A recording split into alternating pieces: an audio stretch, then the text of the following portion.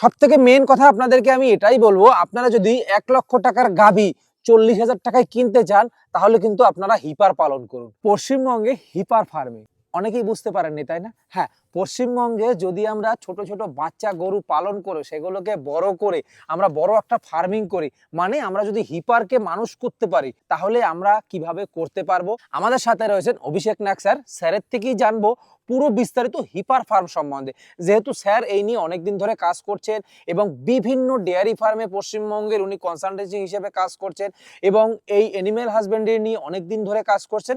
তাই স্যারই আমার মনে হয়েছে যে স্যারই আমাদের ভালো বোঝাতে পারবে। স্যার নমস্কার। নমস্কার। কেমন আছেন আপনি? ভালো আছি। প্রত্যেকদিন আপনাকে ডিস্টার্ব করি, রাগ হন না তো?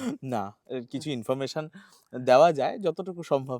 আচ্ছা, যাই হোক, তাহলে পশ্চিমবঙ্গে হিপার পালন সম্বন্ধে একটু জানার ইচ্ছে রয়েছে আমার। হিপার ব্যাপারটা যদি আমার দর্শক বন্ধুদের একটু ক্লিয়ার করে দিতেন। এক কথায় যদি আমাদের ওয়েস্ট বেঙ্গলের ভাষায় বলি তাহলে বকনা বা বকন ফার্মিং। আমাদের এই মুহূর্তে ডেয়ারিতে যে চলনটা প্রচলিত, যে আমরা দুগ্ধবতী গাভী কিনবো, তাকে পুষবো এবং আবার পরবর্তী তার বাচ্চা হবে, আমরা শুধু দুগ্ধবতী গাভীর দিকে মনোযোগ দিচ্ছি। গাছে ফল ধরলে ফলের দিকে মনোযোগ সেরকম, কিন্তু চারার দিকে, বীজের দিকেও তো মনোযোগ দেওয়া দরকার পরবর্তী চাষের জন্য। অবশ্যই। সেই জন্য যতটা গুরুত্বপূর্ণ হচ্ছে দুগ্ধবতী গাভী, তার থেকেও বেশি গুরুত্বপূর্ণ হচ্ছে বকন। মানে আমরা যখন ছোট চারা গাছ লাগাই, আমরা চারাটাকেই বেশি গুরুত্ব দিই, কিন্তু আমরা ডেয়ারি ফার্ম করতে গেলে আমরা ফল ধরা গাছ কিনে নিয়ে আসি, মানে বাচ্চা সদ্য আমরা কিনে নিয়ে আসি যে আজকে নিয়ে আসবো কালকে দুধ দেবে। কিন্তু এই জায়গাটাতে গেলে এখন বর্তমান যা দামের রেশিও, মানে একটা গাভী কিনতে গেলে ওই 50-60 নিচে গাভী, 50-60 গাভী হয় না স্যার, পাওয়া যায় না, মানে লাখখানেক টাকা লেগে যায়। এবার সেই জায়গায় কোনো নতুন চাষি ভাই, তার যদি মনে হয় আমার পুঁজি 1 লাখ টাকা বা 1.5 লাখ টাকা, তাহলে তার পক্ষে একটা বড় আকারের ফার্ম করা সম্ভব হয় না, এবং এটা অনেকেরই আশা হিসেবে বসে থাকে।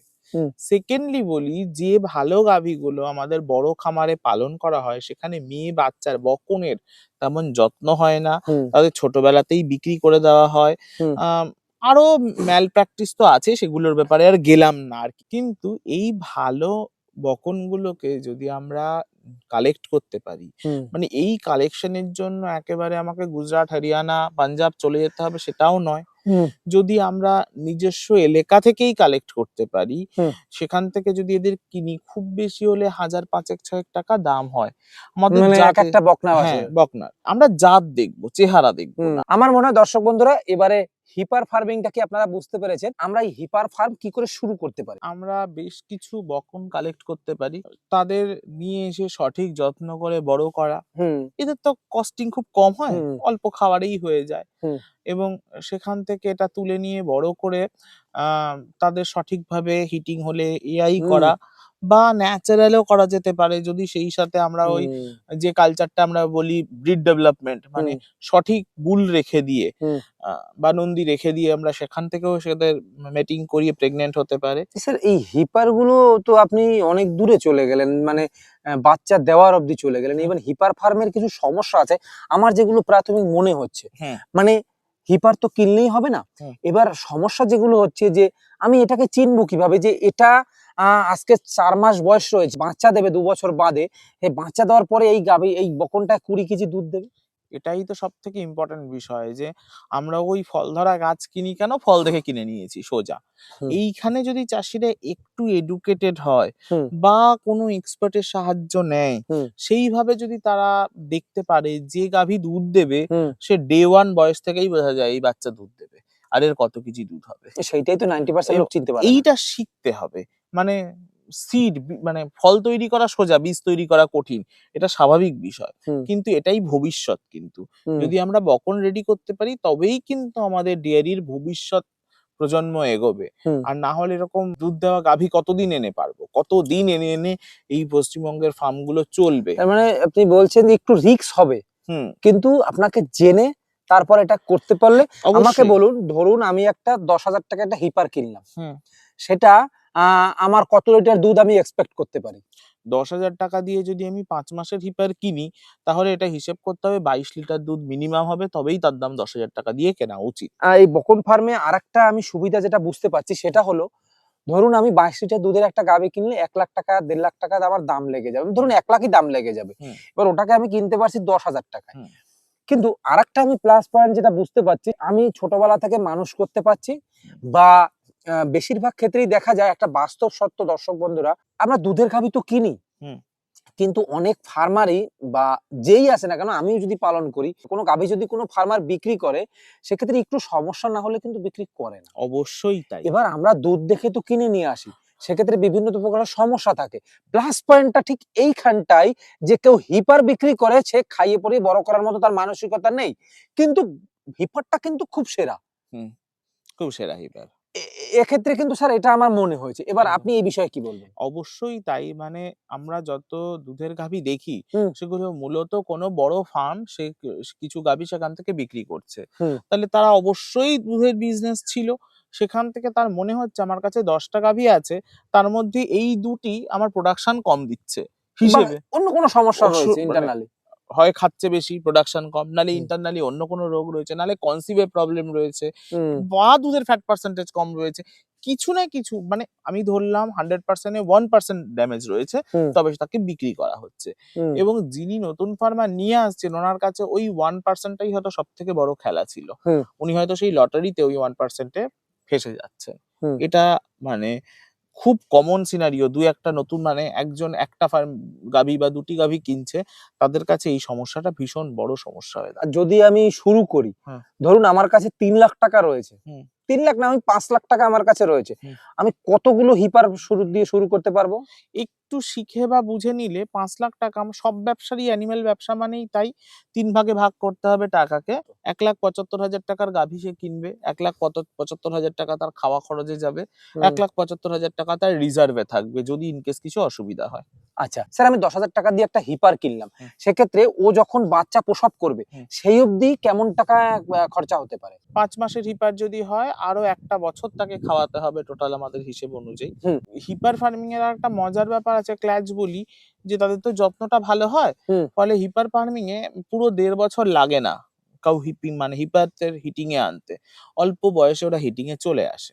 ফলে হুম, আমাদের যদি এটাকে বলি, তাহলে ৫ মাস, ১ বছর, মানে ওই ৮-৯ মাস পরে হিপারটি হিটিং আসবে, হুম, এআই হবে। সেখান থেকে আবার ১০ মাস পরে, হুম, মানে আরো ধরে রাখলাম যে আমি পুরো সিস্টেমটা আমাকে মানে জেনারেট করতে ১.৫ বছরের বেশি টাইম লাগছে। হুম। তখন অবধি একটা হিপারের পিছনে ২৫ থেকে ২৬,০০০ টাকা খরচ হয়ে যায়। তার মানে আমি ২৫,০০০ টাকা আমার খরচা হলো, আমি হুম, ৩০,০০০ই ধরলাম। ৩০, ৩০,০০০ টাকা একটা হিপারে খরচা হলো, আর ১০,০০০ টাকা আমি কিনলাম। হুম, তার মানে আমি হিপারটা পাচ্ছি ক টাকায়? ৪০ এ ৪০,০০০ টাকায়। ৪০,০০০ আবার ৪০,০০০ টাকার হিপারে ১ বছর গিয়ে, হ্যাঁ, টাইমটাকে আপনাকে একটু ইনভেস্ট করতে হচ্ছে।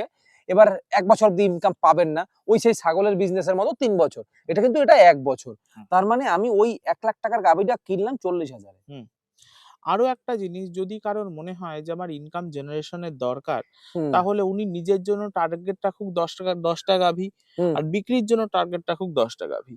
তাহলে উনি যদি ২০ টা হিপার নিয়ে বা বকন নিয়ে কাজ শুরু করেন, হুম, উনি ১০ টা গাভী মিডিলে, মানে প্রেগন্যান্ট হলে হুম, সেল করে দিক, বা একদম ডেলিভারির মুখে সেল করুক, বা হিটিং এ আসলেই সেল করুক। হুম।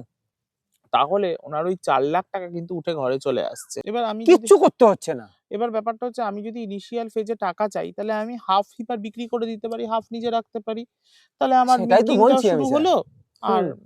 আর্নিংটাও থাকলো। আর ফার্মিং করার কি ডিটেইলস রয়েছে সে তো আরো অনেক ভিডিওতে জানিয়েছি। আর কিছু প্লাস পয়েন্ট বলুন এই হিপার পালন সম্বন্ধে, যাতে আমার যারা নতুন খামার করতে চাইছে, হুম।